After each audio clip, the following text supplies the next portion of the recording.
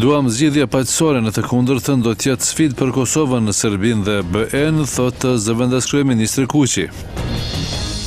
FSK përgënjeshtron raportimet në mediat serbe se po përgatitet për intervenim në veri. 77% e popullatës kosovare vuan nga tensioni lartë i gjakut, thuhet në ditën botërore të shëndetit.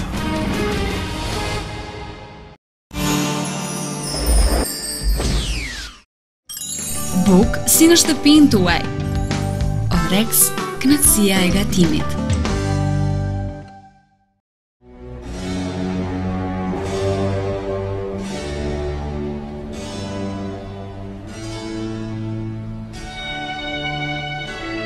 Jetë në çdo pikë të ujit. Uji lubeten.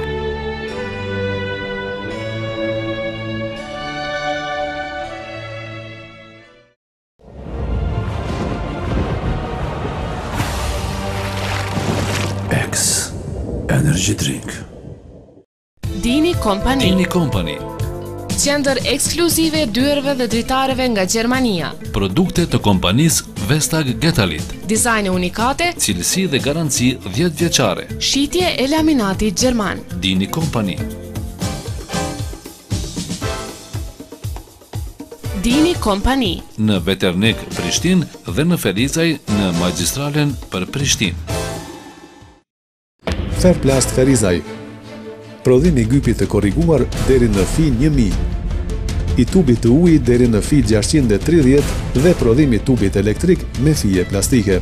Teknologji moderne për prodhim sipas standardeve ISO dhe standardeve europiane. Ferplast, 50 vjet garanci.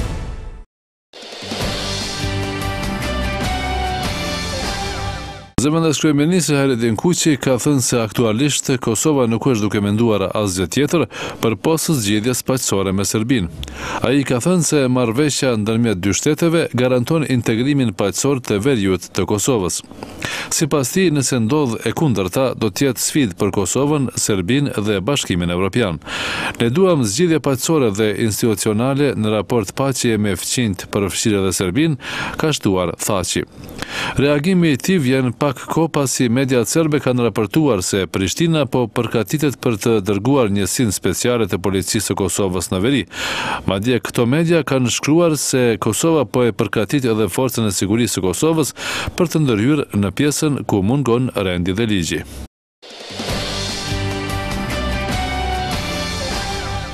Presidenti i Serbisë Tomislav Nikolić ka thënë se qëndrimi udhëheqës së lartë serbe për marrëveshjen me Kosovën do të bëhet i ditur nesër dhe se ai do të jetë qëndrim i unifikuar.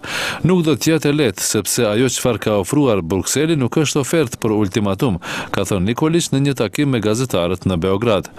Autoritetet serbe kanë thënë se shefja e politikës jashtme të Bashkimit Evropian, Catherine Ashton, e cila është ndërmjetësuese e dialogut Prishtinë-Beograd, nuk ka ofruar kompetenca për asociacionin e komunave serbe në fushën e gjyqësisë dhe policisë, si dhe nuk ka parapar mospraninë e forcës së sigurisë së Kosovës në veri.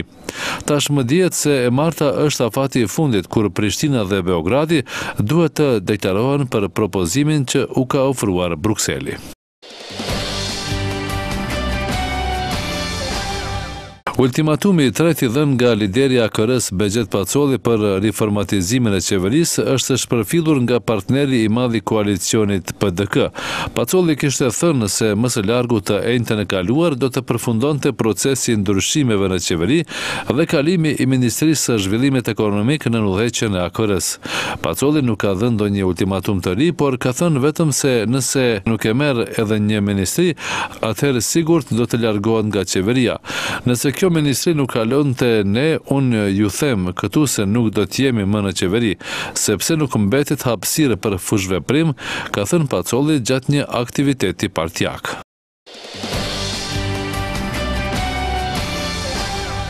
Sot u shënua dita botërore e shëndetit. 7 prilli përkon me ditën e themelimit të Organizatës Botërore të Shëndetësisë në vitin 1948.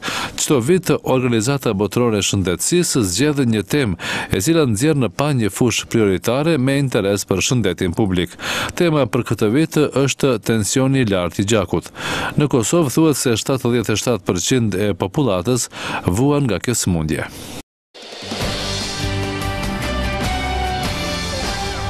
Ministria e Arsimit ka nisur përgatitjet për mbajtjen e provimit të maturës shtetërore. Dita e parë e këtij provimi do të jetë më 1 qershor, kurse dita e dytë më 15 qershor.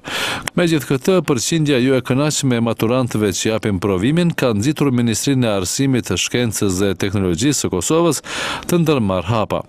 Siç raporton Koha.net, kjo ministri ka nisur procedurat për të bërë testin e provimit të maturës, sikurse ai klasave të nënta, pa pasur përsëritës, por të regjistrohen në fakultete sipas dijes pikëve. Ndryshe në vitin 2011 nga rreth 26.000 maturant, provimin e dhanë vetëm 10.594 maturant.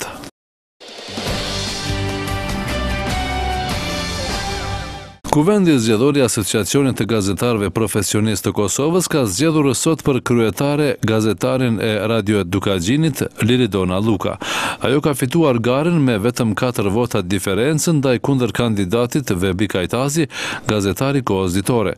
Kuvendi me votim të fshehtë ka zgjedhur edhe 6 antarët e bordit: Lulzim Demolli, gazetari Kohës Ditore, Xhemail Rexha, gazetari Koha Vizionit, Teuta Gashi, gazetare e Agjencisë Kosova Press, Shkodran Gajraku, gazetar në Klan Kosova, Jeton Sopa, kameraman në Top Channel, si dhe Ardita Sulejmani, gazetare në RTK.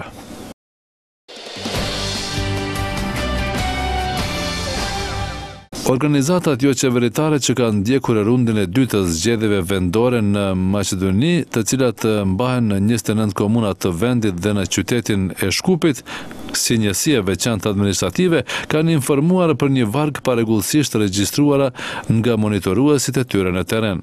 Ndërkaq, Komisioni Shtetëror i Zgjedhjeve ka informuar se pjesëmarrja e qytetarëve në votime sot ishte për rreth 10% më e ulët në krahasim me rundin e parë të zgjedhjeve. Ndryshe, në rundin e parë të zgjedhjeve lokale të 24 marsit u zgjodhen 49 kryetarë për komuna.